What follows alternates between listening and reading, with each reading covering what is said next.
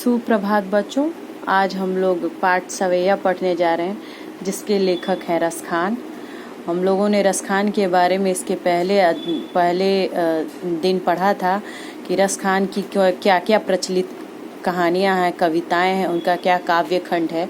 और आज हम लोग इस सवैये के बारे में पढ़ेंगे। आइए आज हम लोग इस दोहे के बारे में पढ़ते हैं। मोर पखा सिर ऊपर राखी हूँ, गुंज की माल गरे पहिरहूँ रोंगी। ओढ़ पितंबर ले लकुटी बन, गोधन ग्वारिनी संग फिरौंगी। भावत बोही मेरो रस खानी, सौ तेरे कह सब स्वांग करूंगी। या मुरली मुरली धर की अधरान धरी, अधरान धरूंगी। मोर पंख का मतलब यहाँ पे होता है मोर के पंखों से बना मुकुट। और सिर के ऊपर राखी हूँ का मतलब जो मोर के पंख से बना जो मुकुट है, मैं उसे अपने सिर के ऊपर रखूंगी। गुंज की माल गरे पहिरऊंगू। गुंज की माल होता है एक पौधे पर उगने वाला एक विशेष प्रकार का फूल होता है जिसे हम गुंज बोलते हैं। कि यानी गुंज की माला मैं पहनूंगी, पहिराऊंगी, यानी मैं पहनूंगी। इसमें जो गोपी है वो कृष्ण के धुन पे जो नाच रही है वो कहती है, हे सखी, मैं मोर पंख सिर पर लगाकर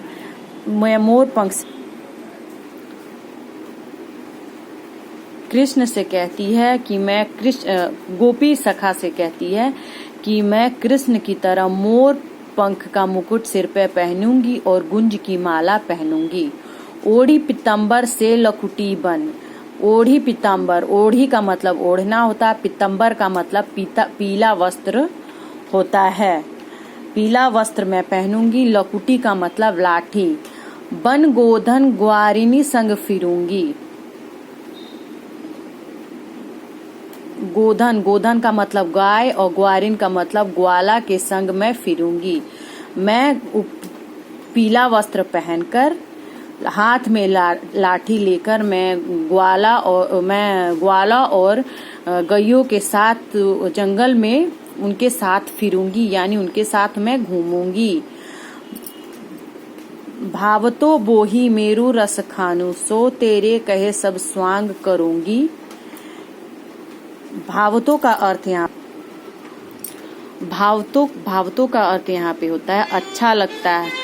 बोही मेरो रस खानी, सौ तेरे कही सब स्वांग करूंगी। स्वांग करने का मतलब रूप धारण करना होता है।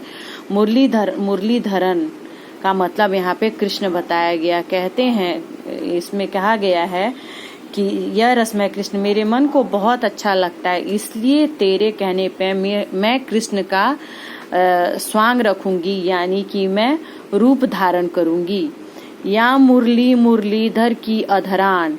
मुरली का मतलब होते हैं कृष्ण भगवान। मुरलीधर का मतलब होता है बंसी की। अधरान यानी होठों पर। धरी का मतलब धरना होता है। अधरा न धरूंगी यानी होठों पर नहीं धरूंगी। मैं मुरली चाहे कुछ भी हो जाए, मैं कृष्ण के होठों पर रखी यह मुरली किसी भी सूरत पर अपने होठों पर नहीं रखूंगी। इसी मुरली ने तो मुझे कृष्ण से दूर किया है। आगे हम लोग फिर से ये पढ़ते हैं। मोर पखा सिर ऊपर राखी हूँ, गुंज की माल गरे पहिरौंगी। ओढ़ी पिताम्बर ले लकुटी बन, गोधन ग्वारिन संग फिरूंगी।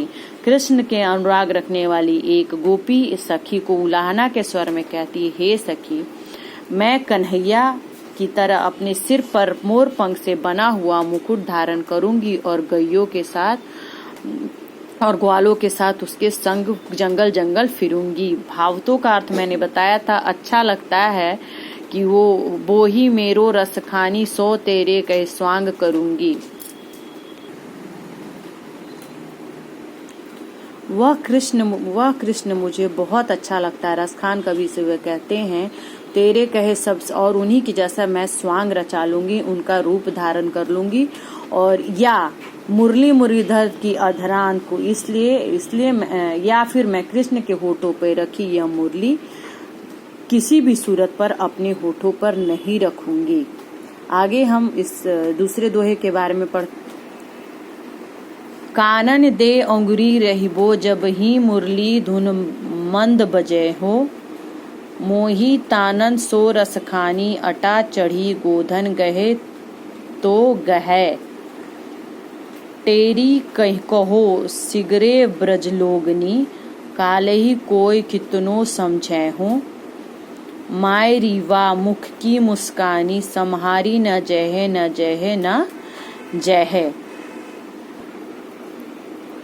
इसमें जो सखी है वो अपनी ये गोपी है जो अपने सखी से कहती है, सखा से कहती है कि मैं कानन दे, कानन मतलब कान में मैं उंगली दे रहबो, कान में मैं उंगली देकर रखूंगी।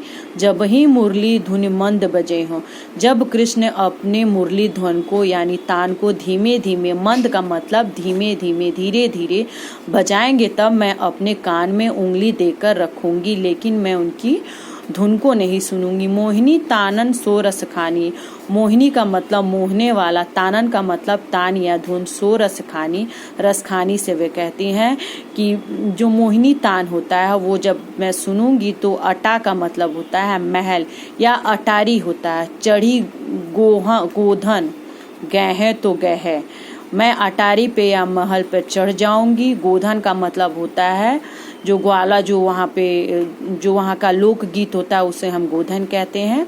गहे तो गहे, गाएंगे तो गाए, लेकिन मैं उनकी जो तान है, मोहिनी तान है, मैं उसे अटारी पर चढ़कर उसे मैं नहीं सुनूंगी।